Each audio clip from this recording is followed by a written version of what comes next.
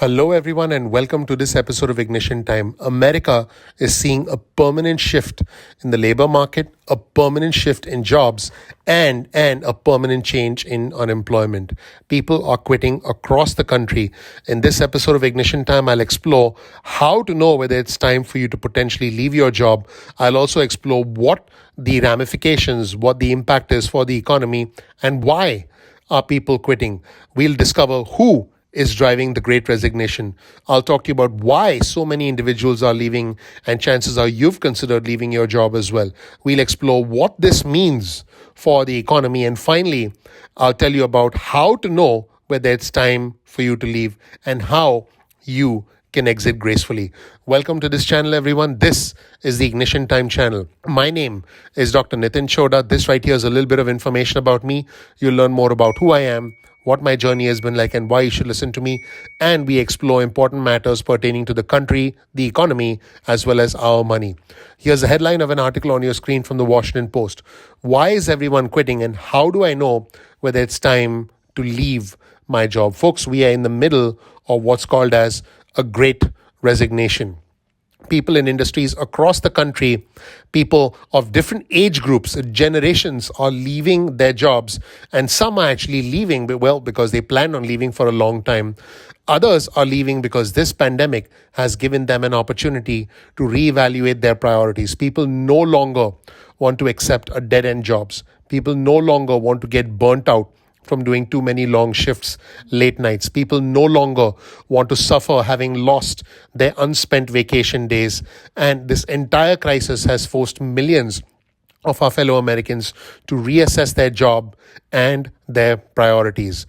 The rush of resignations is speeding up, is accelerating. In fact, a record 4.3 million people, that's about 3% of the nation's workforce, actually quit in the month of August. In September, the nation's unemployment rate fell to a pandemic low of 4.8%. I'm talking in September 2021, unemployment fell to the lowest point it had been amongst the entire pandemic, throughout the entire pandemic. But the decline was driven by people leaving the labor force. So it's not like the unemployment rate fell because people got back to work.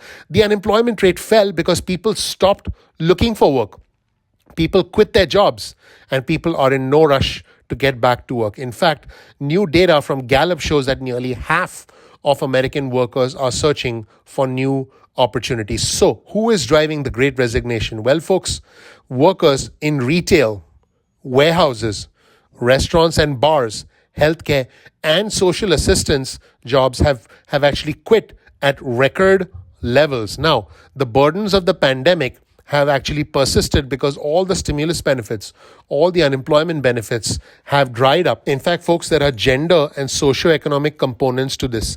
309,000 women older than 20 dropped out of the workforce in September. What this means is they quit or stopped looking for jobs. Now, in contrast, 182,000 men were added to the workforce. What happens is women have borne the brunt of job losses since the pandemic began. In fact, low-wage service jobs have been hit the hardest because of increased childcare demands, and this was a direct result of the Delta variant's disruption of school reopenings and the lack of vaccines for children. Now, a lot of low-wage workers are more likely to have to do in-person work, to have to engage face-to-face with customers, which increases the risk of them catching COVID. Now, here's another thing. Workers 25 and older with college degrees fully recovered from pandemic job losses back in May. But the problem is Americans in a similar age group without college degrees remain 4.6 million jobs below pre-pandemic levels. Here's a quote from Brad McMillan, who's the Chief Investment Officer for Commonwealth Financial Network. The movement of people back to the labor force has paused. The biggest problem is not that growth has slowed, it is that people are still scared to go back to work. So, the big question, why are so many workers leaving? Well, folks, it's happening predominantly amongst low-wage workers, and a lot of economists say that they are revolting against years of poor pay and stressful conditions. Millions of our low-wage earners, millions of our fellow Americans are now less willing to endure inconvenient hours, poor dignity of work, low compensation, and they are quitting at this stage in order to find better opportunities elsewhere. In fact, nearly 40% of workers who quit in August worked in restaurants and hotels. A lot of people who quit have also belonged to the manufacturing and warehouse industry, and they are actually under a tremendous amount of pressure because of surging demand and decreased supply, especially as we go into the holiday season. So, folks, a lot of people are completely overwhelmed, and salaried workers are feeling the tension because their employers are pushing them to return to the office, and there's not a lot of certainty around vaccine mandates. In fact, nearly half of executives that were recently surveyed by the Society for Human Resource Management said that their companies have seen a lot of turnover in the past 6 months. In fact, a lot of workers want flexibility. In fact, they want flexibility more than they want compensation. In fact, according to a survey by Grant Thornton, and this survey was called the State of Work in America survey, flexibility in when and where work is done is now more important than compensation for many employees. Half of those who were surveyed by Grant Thornton said that they would give up a salary increase for more flexibility. What was the number one reason for employees seeking other opportunities? Can you guess? Well, folks, it was burnout. Now, here's another factor. There's been a surge in savings thanks to the stimulus checks, thanks to unemployment benefits, thanks to the booming stock market. And there are less ways for Americans to spend money. This means that a lot of households have more funds to sustain them at this moment in time.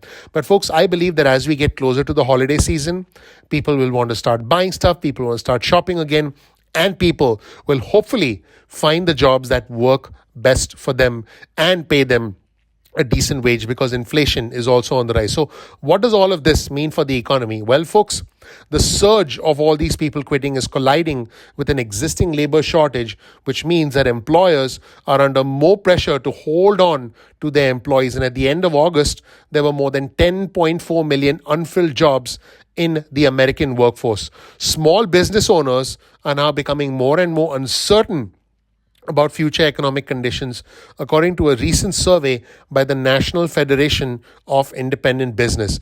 In fact, 51% of business owners reported having openings that could not be filled, which is a record high for 3 months in a row. In fact, here's a quote from Anthony Klotz, who's a Texas A&M professor who studies why people resign. He said this: organizations right now are very open-minded about saying, what can we do to retain employees? So folks, in May 2021, for the first time, the hourly wage for non-managers at restaurants and bars went above $15. In fact, major companies like Costco, Amazon, CVS, and Walgreens have all announced hourly minimum wages of $15 or higher. And over the summer, Walmart, Target, and Amazon all announced that they would begin offering free college tuition and textbooks for employees. So, what's going to happen next? Well, here's a more important question. How do you know whether it's time